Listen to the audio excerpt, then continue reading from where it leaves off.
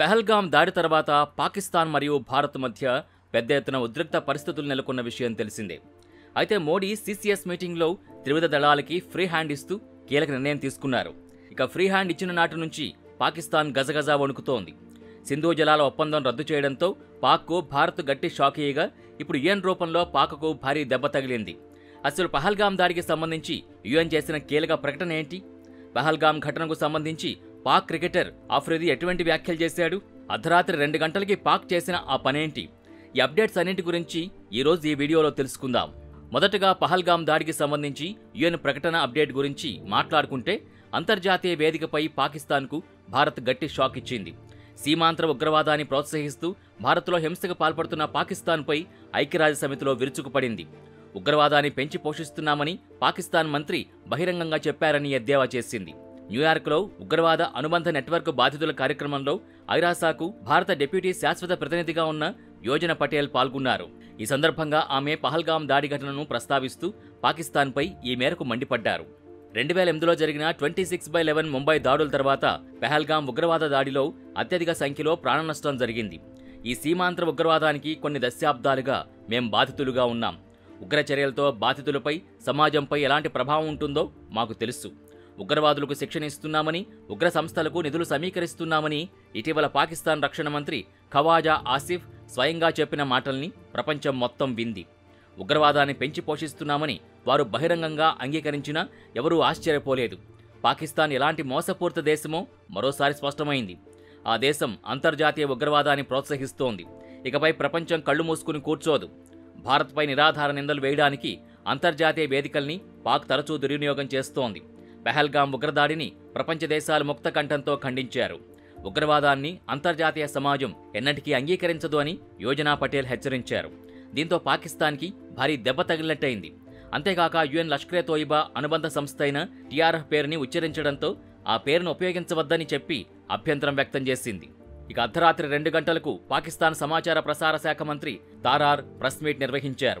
Press మీట్లో ఆయన మాట్లాడుతూ పాకిస్తాన్ వద్ద విశ్వసనీయ సమాచారం ఉందని, భారత్ రాబోయే 24-36 గంటల్లో సైనిక చర్యకు ప్రణాళిక వేస్తున్నట్టు పేర్కొంది.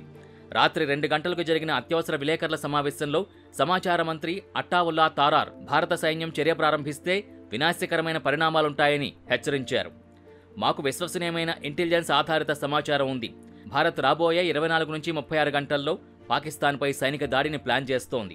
భారత్ ఏ చర్య తీసుకున్నా దానికి పూర్తి శక్తితో స్పందిస్తాం అని ఆయన ఆన్లైన్లో పోస్ట్ చేసిన వీడియో సందేశంలో తెలిపారు.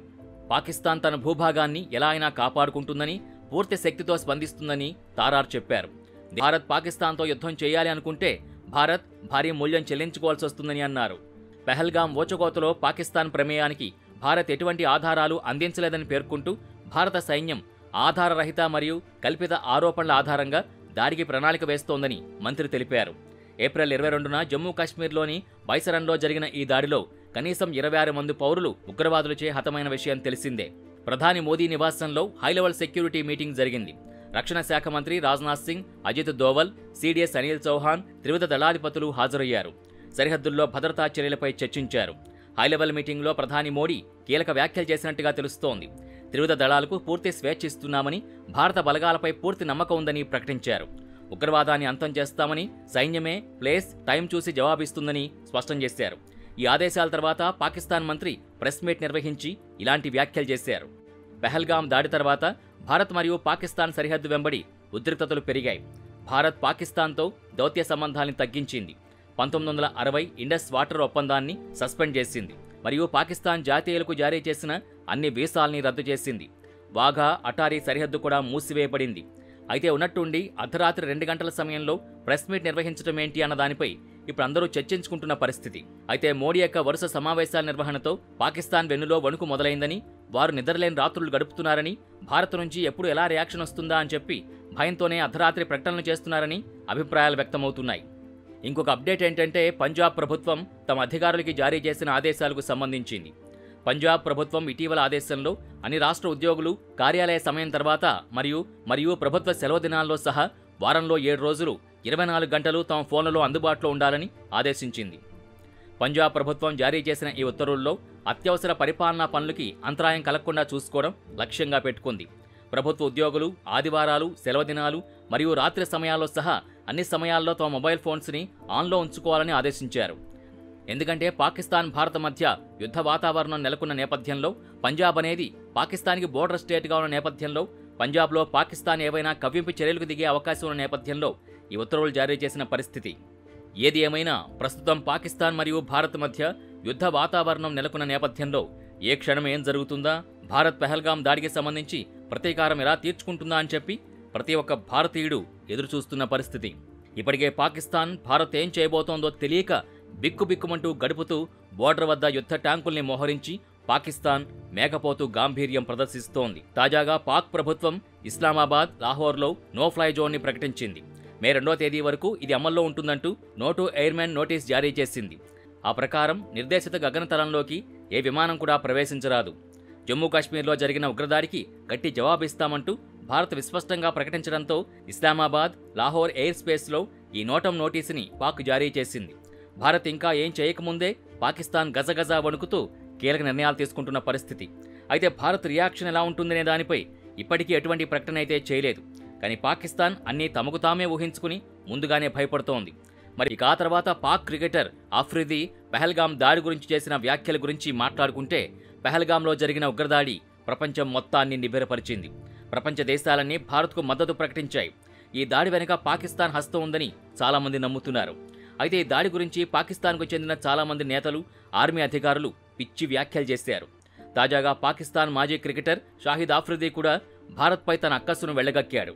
భారత్ తన పౌరులపై తనే దాడి చేసుకుని ఆ నెపాన్ని పాక్పై నెడుతోందని ఆరోపించాడు. ఆ వీడియో సోషల్ మీడియాలో వైరల్ అయింది. దాంతో ఆఫ్రిదీపై పాక్కు చెందిన మాజీ స్పిన్నర్ డానిష్ కనేరియా విమర్శలు గుప్పించాడు. అసలు పాకిస్తాన్ క్రికెటర్ ఆఫ్రిదీ ఏమన్నాడనేది క్లియర్గా మాట్లాడుకుంటే, పెహల్గాంలో ఉగ్రవాదులు దాదాపు గంటపాటు పర్యాటకుల్ని చంపుతూ ఉన్నారు. 8 లక్షల మందిలో ఒక్క భారతీయ సైనికుడు కూడా ఆ సమయంలో అక్కడికి రాలేదు. వచ్చిన తర్వాత మాత్రం వారు పాకిస్తాన్ని నిందిస్తున్నారు. భారత్ స్వయంగా ఉగ్రదాడికి పాల్పడుతుంది, సొంత పౌరుల్ని చంపుతుంది, ఆ తర్వాత పాకిస్తాన్ను నిందిస్తుంది అని ఓ యూట్యూబ్ ఛానల్కి ఇచ్చిన ఇంటర్వ్యూలో షాహిద్ ఆఫ్రిదీ వ్యాఖ్యానించాడు. ఆ వీడియో సోషల్ మీడియాలో వైరల్గా మారింది. భారత్పై అనుచిత వ్యాఖ్యలు చేసిన ఆఫ్రిదీపై పాక్ మాజీ స్పిన్నర్ కనేరియా విమర్శలు గుప్పించాడు. అతనెప్పుడూ తీవ్రవాద భావజాలంతోనే ఉంటాడు. నా అభిప్రాయం ప్రకారం అతనికి భారతీయ టెలివిజన్లో లేదా ఇతర మాధ్యమాల్లో ప్రాచుర్యం ఇవ్వకూడదు. జమ్మూ కాశ్మీర్ పెహల్గాం దాడి తర్వాత భారతదేశంలో ప్రజల ఆగ్రహం తారాస్థాయికి చేరుకుంది. ఈ క్రమంలో అనేక మంది దీనిపై స్పందిస్తున్నారు. ఇండియాలో ఉండి కూడా ఎవరైనా పాకిస్తాన్కి మద్దతుగా మాట్లాడితే అనేక మంది ఆగ్రహం వ్యక్తం చేస్తున్నారు. అంతేకాదు, ఇటీవల కర్ణాటకలో పాకిస్తాన్ జిందాబాద్ అన్న వ్యక్తిని కొట్టి చంపేశారు. పాకిస్తాన్పై ప్రజలు ఏ స్థాయిలో కోపంతో ఉన్నారో దీన్ని బట్టి చూస్తే అర్థమవుతుంది. ఇదే సమయంలో పాకిస్తాన్ నుంచి కూడా పలువురు ప్రకటనలు చేస్తున్నారు. ఈ క్రమంలోనే పాకిస్తాన్ మాజీ క్రికెటర్ షాహిద్ ఆఫ్రిదీ ప్రకటనపై అనేక విమర్శలు వచ్చాయి. ఇదే సమయంలో భారత క్రికెటర్ శిఖర్ ధావన్ కూడా స్పందించారు. అనవసరమైన వ్యాఖ్యలు చేయడానికి బదులుగా మీ దేశ పురోగతిపై దృష్టి పెట్టడం మంచిదని ధావన్ సూచించారు. ఆ క్రమంలో షాహిద్ ఆఫ్రిదీని ట్యాగ్ చేశాడు.